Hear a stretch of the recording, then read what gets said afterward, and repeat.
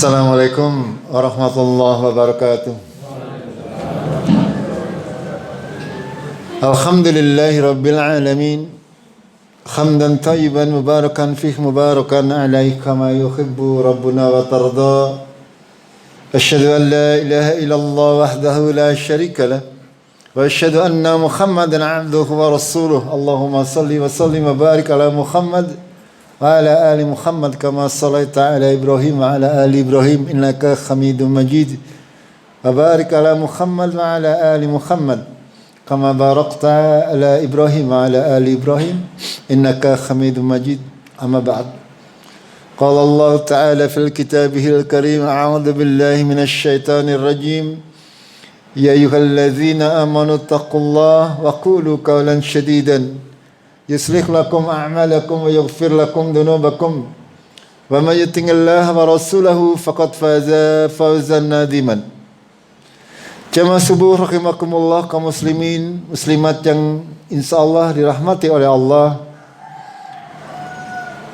Di akhir bulan Ramadan tahun ini, marilah kita senantiasa berusaha untuk memanfaatkan sisa waktu yang ada dari waktu-waktu mulia yang disediakan oleh Allah kepada kita semuanya untuk bisa mengentaskan kita dari siksa Allah tabaraka wa taala. Bahwasanya bulan Ramadan adalah bulan pengampunan dosa bagi kita semuanya. Dosa-dosa yang kita laksanakan akan terhapus dengan ibadah-ibadah kita di bulan Ramadan ini selagi kita tidak melakukan dosa-dosa besar. Dosa-dosa kecil kita insyaallah ta'ala kalau kita berpuasa dengan penuh iman dan ikhtisaban, ditambah lagi dengan salat tarawih berdasarkan keimanan dan ikhtisaban, ditambah lagi dengan salatul fi lailatul qadar, salat pada malam Lailatul Qadar. Kita masih punya 2 malam atau 3 malam lagi. Silakan manfaatkan. Jangan biarkan malamnya sia-sia. Manfaatkan malam-malam akhir daripada bulan Ramadan untuk meraih pahala terbaik yang lebih baik daripada 1000 bulan. Sebuah hal yang sangat disayangkan bagi kaum muslimin kita semuanya untuk melewatkan hal-hal yang ada di depan mata kita. Kita tidak tahu kapan Allah akan memanggil kita. Anggap saja hari ini adalah hari terakhir kita di dunia, sehingga kita bersemangat di dalam beribadah kepada Allah tabaraka wa taala. Jamaah kaum muslimin rahimakumullah, sebelum saya sedikit akan melanjutkan kajian kemarin, kami sampaikan terlebih dahulu hasil rapat panitia Idul Fitri dan Zakat Fitrah. Bahwasanya kami di Gerumbul Cikadu ini akan melaksanakan salat Idul Fitri berbarengan dengan keputusan pemerintah. Kita akan menunggu sidang isbat yang insyaallah akan dilaksanakan tanggal 9 tanggal 9. Hari ke-29 kita berpuasa, pemerintah akan mengadakan sidang isbat. Apapun hasilnya, baik pemerintah menetapkan apakah itu hari Rabu ataupun hari Kamis, kita akan mengikuti hasil dari pemerintah kita yang sah. Ini adalah sesuai dengan Al-Quran dan As-Sunnah. Bahwasanya hanya pemerintahlah yang berhak untuk menentukan terkait ibadah-ibadah yang sifatnya jam'iyah, yang melibatkan seluruh masyarakat. Tidak boleh masing-masing individu atau kelompok atau organisasi menentukan hari rayanya sendiri-sendiri. Tidak boleh. Hanya pemerintah yang berhak untuk menentukan itu semuanya dan kita mengikutinya. Sekali lagi, bahwasanya kita akan mengikuti.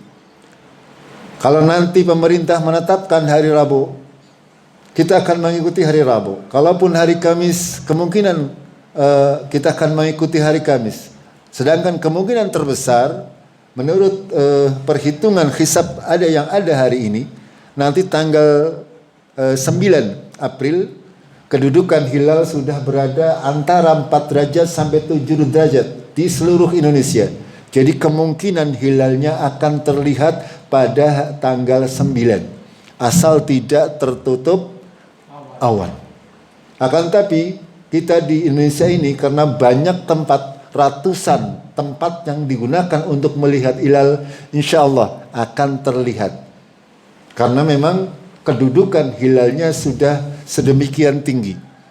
Sehingga kemungkinan besar, ini baru kemungkinan besar, adalah kita beridul fitri pada hari Rabu.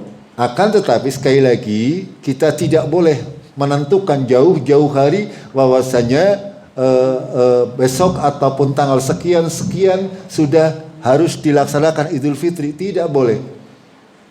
Sumu li ru'yatihi wa aftiru li ru'yatihi. Rasulullah menyampaikan demikian. Berpuasalah kalian di bulan Ramadan ketika melihat hilal tanggal atau namanya hilal bulan Ramadan. Dan beridul fitrilah kalian ketika melihat hilal bulan Syawal. Itu seperti itu perintah Rasulullah sallallahu alaihi wasallam. Kita sebagai umat beliau, kita hanya sami'na wa ata'na. Tidak boleh protes, tidak boleh mencari-cari cara sendiri. Tidak boleh sama sekali. Jamaah rahimakumullah. Itu yang pertama. Dan kita insya Allah akan mengadakan salat seperti biasa di lapangan kita. Kalau keadaannya memungkinkan. Artinya tidak hujan di pagi hari. Kalaupun terpaksa harus hujan di pagi hari, kita bagi dua ya salatnya. Ya di masjid saya Al-Furqan, lalu di masjid Nurul Iman, hanya bagi dua. Begitu nggih? Nanti untuk waktunya biasa seperti yang sudah sering berjalan, yaitu jam 6.30 batasnya. Ya paling-paling mulur toleransi 5 menit. Ya toleransi 5 menit. Kalau sudah lewat 5 menit ditinggal kemawon. Ya karena semakin siang ya semakin panas. Gitu panjenengan biasanya tidak betah. Itu seperti itu. Jamaah rahimakumullah, untuk khatib dan imamnya belum ada yang mendaftar yang baru. Sehingga masih ajak. Mudah-mudahan panjenengan belum bosan nggih. Napa sampun bosan? Ya, kalau sudah ada yang daftar sebenarnya saya dengan senang hati untuk gantian. Akan tapi sampai hari ini ya mudah-mudahan suatu saat nanti akan ada pengganti, ya, suatu saat nanti. Dan pasti akan terjadi pergantian karena kita tidak tahu, saya tidak tahu apakah besok saya masih diberi umur atau tidak oleh Allah Tabarak wa Ta'ala. Dan juga panjenengan sama, belum tentu panjenengan tekan bada, okay? Pada Idul Fitri kurang berapa hari, akan tapi jangan terlalu pede bahwa panjenengan sampai Idul Fitri. Makanya ketika kita beribadah kepada Allah, kita menganggap bahwasanya mungkin saja besok kita akan mati. Makanya bersemangat ketika masih diberi kesempatan untuk beribadah kepada Allah Tabaraka wa Ta'ala. Di akhir bulan Ramadan ini sebuah syariat, satu syariat yang sudah kita sama-sama tahu, yaitu membayar zakat fitrah bagi siapapun juga yang pada sebelum sholat Id itu sudah berada di dunia, artinya sudah terlahir. Ya, bagi yang panjenengan misalnya ada anak yang sudah lahir sebelum Idul Fitri, itu sudah diwajibkan untuk zakat bagi orang tuanya dan yang mampu. Itu. Sekali lagi, zakat fitrah fungsinya adalah untuk menyempurnakan pahala daripada puasa kita selama bulan Ramadan. Ya. Untuk menyempurnakan puasa di bulan Ramadan. Kalau puasa kita barangkali ketika berpuasa panjenengan asih sokan ngerasani wong misalnya, ya, atau masih suka berbuat dosa atau berbuat kemaksiatan, dan itu semuanya disempurnakan atau dilebur lagi dengan melalui zakatul fitrah. Itu seperti itu. Dan besarannya seperti biasa, yaitu 3 kilogram. Ini perkiraan saja, ya. Dan kita panitia mulai membuka penitipan zakat fitrah dimulai hari ini, okay? Hari ini sampai nanti menjelang salat Id. Gitu. Batasnya itu kalaupun terpaksa ya syukur ya malam Idul Fitri itu sudah masuk semua ke panitia, jadi bisa untuk diteruskan kepada yang berhak. Ya misalnya panjenengan kepengin memberikan sendiri pun sebenarnya diperbolehkan juga. Ya akan tetapi sekali lagi kalaupun mau memberikan sendiri lapor maring pani biar tidak double maksudnya. Ini mudah saja. Kalau saya tidak memaksa panjenengan harus ikut ke panitia tidak. Akan tapi kalaupun mau membagi sendiri ya itu semuanya rasan ya. Rasan tidak usah ke banyak orang. Ya kalau panjenengan kepengin dirahasiakan boleh. Akan tapi ya minimal ke satu orang panitia. Seperti itu nggih. Itu monggo untuk bisa digetok tularkan kepada saudara-saudara kita, ya, anak-anak kita mempersiapkan diri untuk senantiasa bisa kita menjalani akhir daripada bulan Ramadan ini dengan penuh hikmat. Ya, Allah berfirman walitukabbirullaha ngalama hadakum wa la'allakum tashkurun, agar kalian membesarkan Allah, ya, agar supaya kalian senantiasa membesarkan Allah tabaraka wa taala. Para ulama mengatakan yang namanya membesarkan Allah adalah dengan kalimat-kalimat takbir yang biasa kita lantunkan, Allahu akbar, la ilaha illallah, wallahu akbar walillahil hamd. Atau hanya mengucapkan Allahu akbar juga boleh. Dan itu waktunya itu para ulama membagi, ada beberapa perbedaan memang. Ada yang mengatakan di malam hari raya, ada yang mengatakan pada pagi harinya, ada yang mengatakan ketika imam sudah masuk ke lapangan, ada yang mengatakan dari mulai rumah.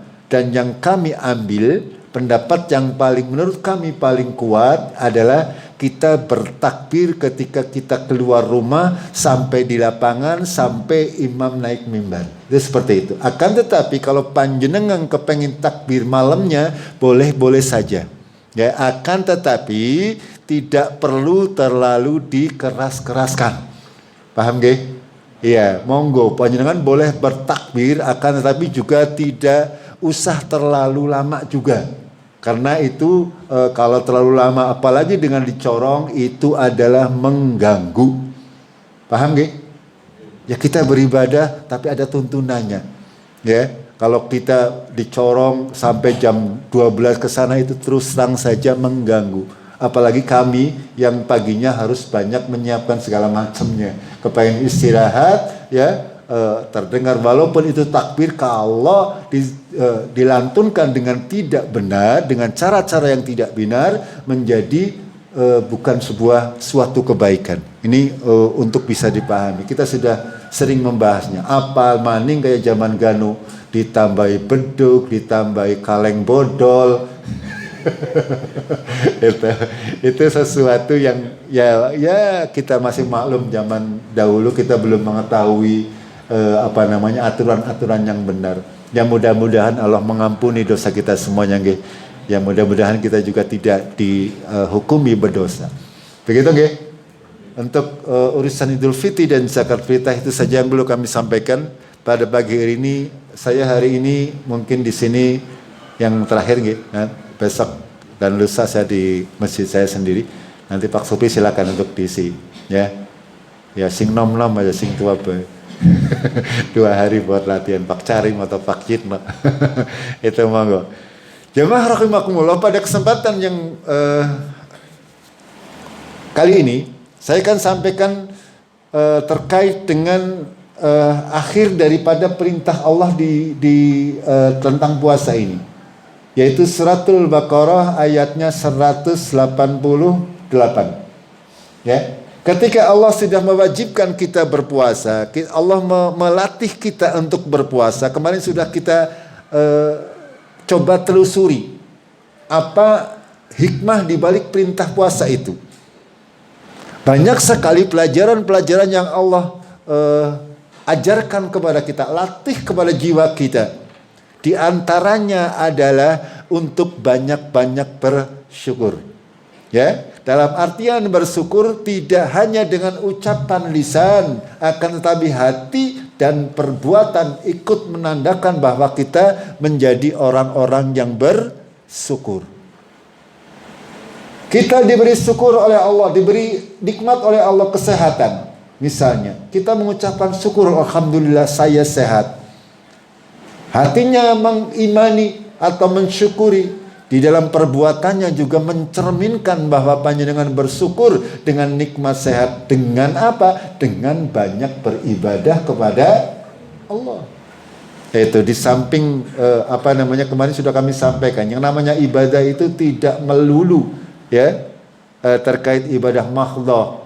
Panjenengan memberi nafkah keluarga juga termasuk beribadah. Akan tetapi ini semuanya sudah barang tentu panjenengan harus lebih memfokuskan, karena bulan Ramadan ini adalah bulan Al-Quran, sehingga kita harus banyak mentadaburi Al-Quran. Itu mudah-mudahan panjenengan sudah hampir khatam, nggih. Ini tanggal 27, semestinya sudah 27 juz. Nggih, dari 3 hari lagi kurang 3. Insya Allah. Nggih, monggo. Itu. Yang kedua adalah bahwasanya Allah mengajarkan kepada kita untuk bersikap sabar. Sabar dalam menjalankan ketaatan kepada Allah, sabar di dalam tidak melakukan larangan-larangan Allah, ya. Sabar ketika menghadapi musibah. Sabar itu udah 3, ya. Istiqomah di dalam menjalankan kewajiban-kewajiban kita. Ya, kalau kita tidak istiqomah di jalan Allah, di bulan Ramadan ini kita dilatih oleh Rasulullah, oleh Allah Tabaraka wa Ta'ala untuk membiasakan diri menjalankan sholat malam, sholat taraweh. Kalau di bulan Ramadan ini kita tidak istiqomah, ya paling-paling di awal tarame burine ora. Itu zaman dahulu. Zaman dahulu, zaman saya kecil. Sekarang sih alhamdulillah. Ya, alhamdulillah kita semakin dewasa, semakin punya kesadaran. Ya, pengen meraih yang terbaik. Itu seperti itu. Dan kita dilatih oleh Allah untuk menghindari seluruh larangan-larangan Allah. Ketika berpuasa kita tidak pernah berani coba-coba untuk makan dan minum secara sengaja. Angger sing ora sengaja teh ya tidak apa-apa, orang namanya nggak sengaja. Ini artinya apa? Kita dilatih untuk tunduk patuh kepada larangan Allah. Begitu juga di bulan-bulan yang lain. Seluruh larangan Allah harus kita tinggalkan. Ya, nah kita benar-benar hati kita dilatih oleh Allah dengan berpuasa ini. Yang ketiga, sabar di dalam menghadapi musibah. Itu juga dilatih oleh Allah pada bulan puasa ini. Lalu Allah menutup perintah puasa dengan firman-Nya, wala taqulu ambalakum bainakum bil batil wa tudlu biha ilal hukam litaqulu fariqam min amwalin nasi bil ismi wa antum ta'lamun. Ketika Allah sudah mewajibkan kita berpuasa, Allah mengingatkan, kalian hai kaum muslimin yang diingatkan, janganlah kalian memakan harta dengan cara yang batil. Harta sebagian dari kalian memakan harta sebagian yang lain dengan cara-cara yang batil. Sudah caranya batil, kalian menyampaikan ke hakim agar supaya kalian menang perkara sehingga bisa memakan harta orang lain dengan cara-cara yang batil, padahal kamu mengetahui bahwa itu adalah sebuah dosa. Ini wasiat dari Allah Tabaraka wa Ta'ala, agar kita tidak mencari harta dengan cara-cara yang batil. Jamaah rahimakumullah, bahwasanya dalam syariat agama Allah Tabaraka wa Ta'ala, ya, untuk memenuhi atau mengetahui seperti apa harta yang batil itu sebenarnya mudah. Patokannya hanya ada beberapa. Yang pertama adalah zalim. Ya, harta diperoleh dengan cara zalim. Yang kedua adalah harta yang diperoleh dengan riba. Yang ketiga adalah harta yang diperoleh dengan cara gharar. Gharar itu artinya tidak jelas. Yang keempat adalah dengan cara maisir. Kalau ada unsur kezaliman, ada unsur riba, ada unsur gharar, ada unsur maisir. Ya, gharar itu tidak jelas, ya. Maisir itu perjudian. Ini 4 perkara ini yang nanti akan menjadikan harta kita menjadi harta yang tidak halal. Apa itu zalim? Zalim itu adalah kita melakukan sesuatu yang tidak pada tempatnya. Gitu. Ya, kita melakukan sesuatu, melakukan bisnis sesuatu yang tidak pada tempatnya, dengan cara menipu, dengan cara menyakiti, dengan cara memaksa dan sebagainya. Ini zalim. Zalim artinya di atas batas. Ya. Kalau kita melakukan sesuatu di atas batas yang semestinya, itu namanya kita zalim. Ya, khususnya dalam urusan harta ini. Ya, karena zalim ini banyak, ya. Dalam ada urusan harga diri, ada urusan darah, ada urusan kehormatan. Kalau kita melanggar itu semuanya, itu dinamakan kezaliman. Dan kezaliman ini yang nanti akan sampai di yaumul kiamah, akan diberlakukan kisos. Ya, panjenengan besok di yaumul kiamah kalau pernah menyakiti seseorang dengan cara yang tidak baik, tidak benar, besok di yaumul kiamah akan dikisos. Ya, sing tahu ngantem wong dengan alasan yang tidak benar, besok di yaumul kiamah arep dituntut. Itu seperti itu. Apalagi untuk urusan harta. Itu seperti itu. Secara umum seperti itu. Saya tidak panjang lebar ini karena butuh pembahasan yang panjang. Ini sekilas saja. Yang kedua adalah riba. Ya, ketika di dalam Al-Quran banyak ada beberapa ayat terkait riba ini. Ya, contohnya dalam suratul Baqarah. Allah berfirman, alladzina ya'kuluna riba la yaqumuna illa kama yaqumul ladzi yatakhabbathu syaitanu minal mas. Orang-orang yang memakan riba, tidaklah mereka bisa berdiri kecuali seperti berdirinya orang sing ketempelan belis, ketempelan syaitan. Itu. Digambarkan oleh Allah Tabaraka wa Ta'ala bahwasanya pemakan riba mereka tidak bisa berdiri kecuali seperti berdirinya wong sing ketempelan setan, kayak ebek lah. Ebek mau ketempelan setan? Ya itu seperti itu. Ya, ngayag David dunya wal akhirah. Di dunia mereka juga ngayag. Orang-orang pemakan riba ini mereka bahkan mau artinya memakan kesengsaraan orang yang lain. Ini betul. Ini. Makanya Allah sangat keras dalam urusan ini. Panjenengan perlu pahami bahwa riba ini adalah warisannya orang Yahudi. Ya, orang Yahudi, sehingga sekarang ini di dunia ini, ya, kenapa negara sing sugih semakin sugih, sing melarat semakin akeh utangnya kayak dewek? Itu karena permasalahan riba itu.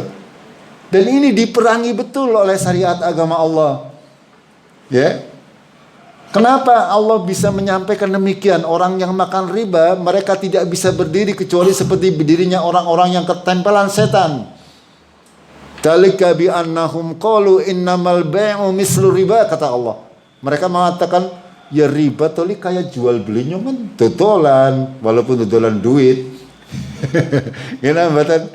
Iya, pakaiannya necis, sepatunya meling, ya. Mari ngendi-ngendi nawani duit.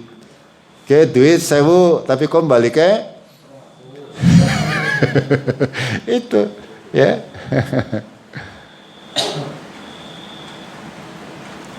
Makanya jemaah rahimakumullah, agama Islam adalah agama yang sangat sempurna. Segala sesuatunya diatur sedemikian rupa.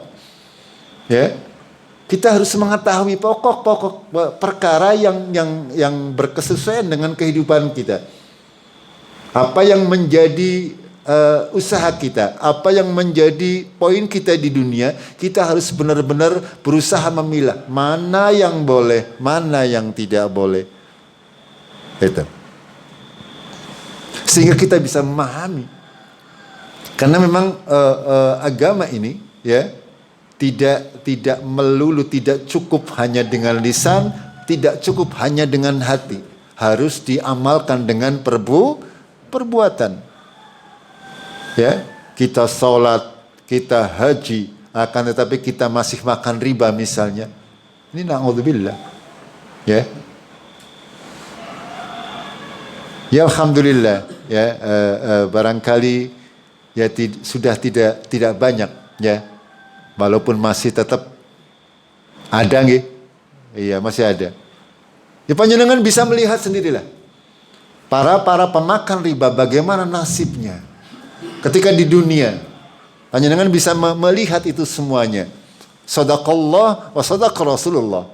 Benar apakah yang dikatakan oleh Allah dan Rasulullah. Ya. Dalam Al-Quran Allah menyebutkan ya ayyuhalladzina amanu taqullah wa dharu ma baqiya minar riba. Ya. Fa illam taf'alu fa'danu bi harbin minallahi wa rasul. Wahai orang-orang yang beriman, tinggalkan riba-riba tersebut. Jika kamu memang beriman kepada Allah.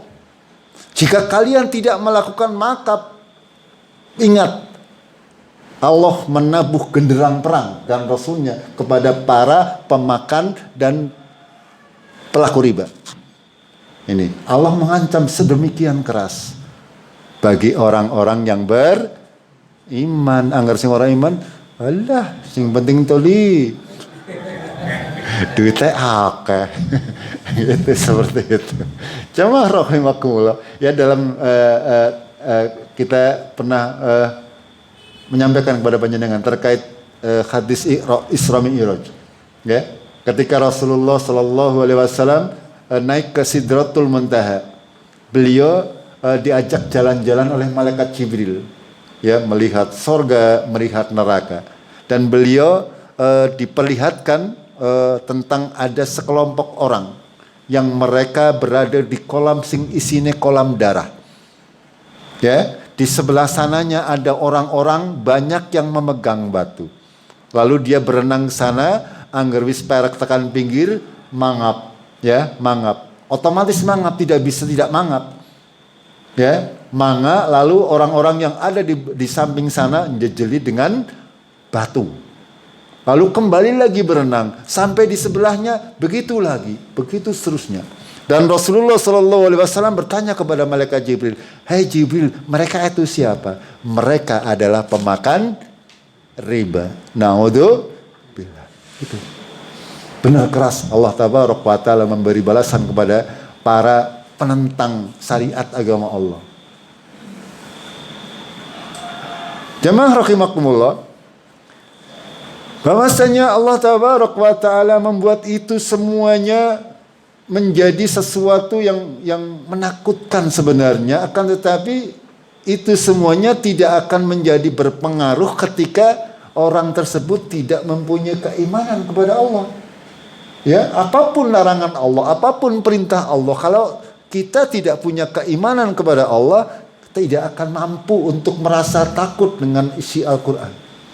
Gimana betul?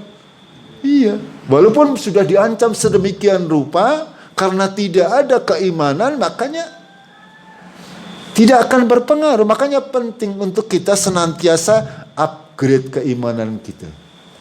Ya, upgrade keimanan kita dengan apa? Dengan ilmu. Fa'lam annahu la ilaha illallah, kata Allah. Ketahuilah bahwasanya la ilaha illallah. Carilah ilmu, tambahkan ilmu tentang Allah, tambahkan ilmu tentang segala sesuatu yang berhubungan dengan syariat agama ini. Tanpa pemahaman yang benar, tanpa akidah yang benar, kita tidak mungkin mampu untuk taat kepada Allah dan Rasulnya dengan cara yang benar. Seorang yang berilmu, yang mempunyai bahan pemahaman yang benar, ketika mendapatkan perintah Allah dan Rasulnya, dia tidak akan banyak bertanya. Ya. Karena sudah punya akidah yang kuat bahwa saya harus taat kepada Allah, taat kepada Rasulullah. Harus yakin bahwasanya apapun yang disampaikan oleh Rasulullah melalui hadis-hadis, asal memenuhi syarat hadis tersebut sahihah, sang sudah disepakati oleh para ulama, wajib untuk kita imani.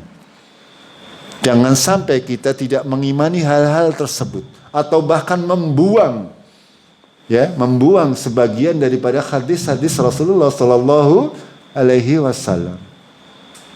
Lebih mengutamakan pendapat orang lain daripada hadis Rasulullah. Ini sesuatu kesalahan yang sangat-sangat fatal.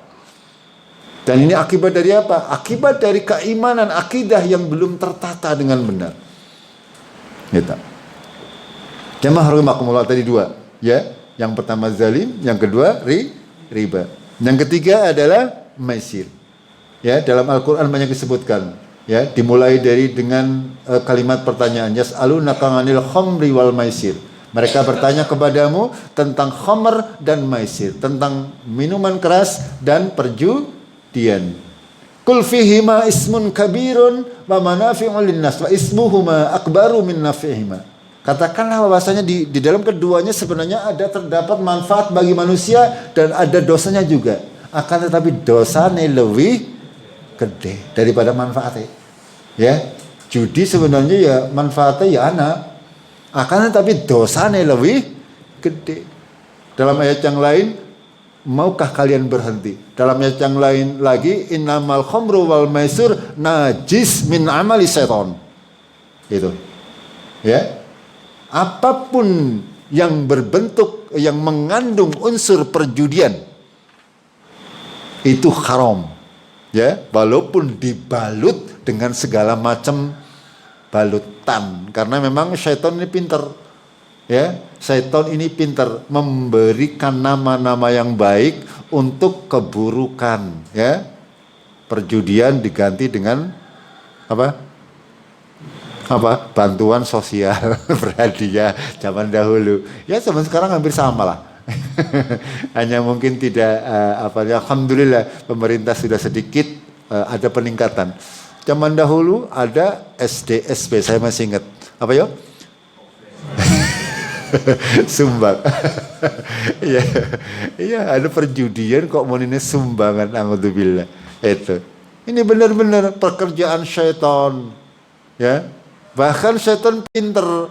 Yang namanya minuman keras diberi nama bir. Tahu panjenengan bir artinya? Albir itu artinya kebaikan dalam bahasa Arab. Ya, itu yang memberi nama syaitan. Minuman keras kau diberi nama bir. Bir itu artinya kebaikan. Ini. Ya, syaitan ini sangat-sangat pintar. Itu. Jamaah rahimakumullah, itu semuanya harus kita perhatikan, ya. Jangan sampai kita ikut-ikutan, ya. Zaman sekarang sekali lagi saya memperingatkan kepada panjenengan sebagai orang tua, anak-anak kita sudah sedemikian canggih, ya. Mereka bisa saja tercemplung ke dalam perjudian yang melalui HP online dengan cara yang sangat mudah. Itu. Kalau kita tidak mengingatkan, ya akan hancur.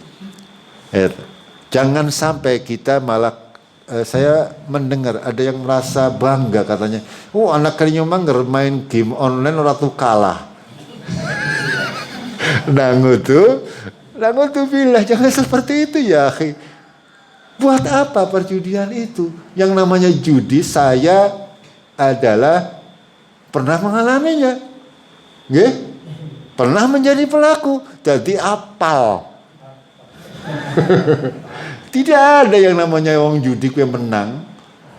Ya, semuanya kalah. Itu seperti itu. Dan benar apa yang diwahyukan oleh Allah. Ya, itu seperti itu. Saya mengakuinya sendiri. Zaman muda lah ya, walaupun zamannya masih muda, belum tahu agama itu masa lalu. Itu. Dan ini harus kita tanamkan kepada anak-anak kita agar semuanya bisa berjalan sesuai dengan koridornya kita masing-masing. Yang terakhir adalah Yang diharamkan oleh Allah Tabaraka wa Ta'ala adalah segala sesuatu yang mengandung ketidakjelasan dalam kita bermuamalah.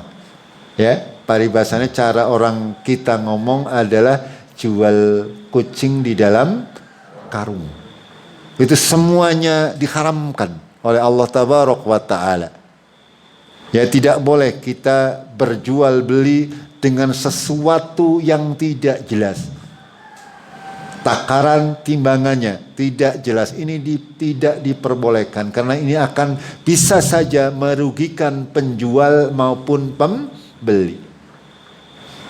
Kalau kita laksanakan juga berarti kita tidak memahami kalimat-kalimat Allah Tabaraka wa Ta'ala, wala taqulu amwalakum bainakum bil batil. Janganlah kalian makan sebagian harta sebagian yang lain dengan cara-cara yang batil. Kalau masih ada keempat unsur ini berarti kita melanggar aturan Allah. Yaitu masih memakan harta-harta dengan cara-cara yang batil. Itu. Jamaah rahimakumullah, Allah Tabaraka wa Ta'ala mengajar kita sedemikian rupa. Agar supaya apa? Agar supaya kita menghadap Allah dengan tidak banyak membawa dosa. Itu. Karena sorga ini tempatnya bukan buat orang-orang yang sudah tidak punya dosa.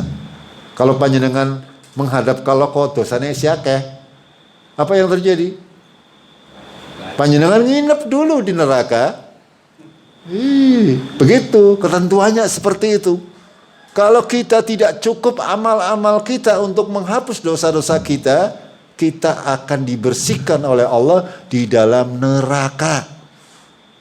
Mau sehari, 2 hari, 3 hari, wallahu a'lam. Yang paling ringan kata Rasulullah, sandalnya ditelah nang neraka, otaknya mendidih. Itu yang paling ringan. Naudzubillah. Jamaah rahimakumullah, mudah-mudahan ya kita semuanya di Ramadan tahun ini benar-benar seperti yang dikabarkan oleh Allah dan Rasulnya, bahwa Allah akan menghapus dosa-dosa kita yang sudah lampau. Allahumma amin. Ya mudah-mudahan ya, asal kita masih punya beberapa saat lagi. Yang belum bersungguh-sungguh silakan manfaatkan waktu yang ada. Begitu nggih Bapak Ibu. Kurang lebihnya selama saya mengisi di sini, mohon maaf nggih, bok ada kata-kata saya yang tidak tepat gitu, karena biasa namanya manusia ya, orang mesti benar terus gitu. Tapi insya Allah kalaupun ada kesalahan-kesalahan itu sesuatu yang tidak kami sengajai dan bukan bermaksud untuk menyinggung atau menyakiti siapapun juga. Kita akhiri dengan kafaratul majlis. Subhanakallahumma bihamdik, asyhadu an la ilaha illa anta, astaghfiruka wa atubu ilaik. Billahi taufiq wal hidayah. Assalamualaikum warahmatullahi wabarakatuh.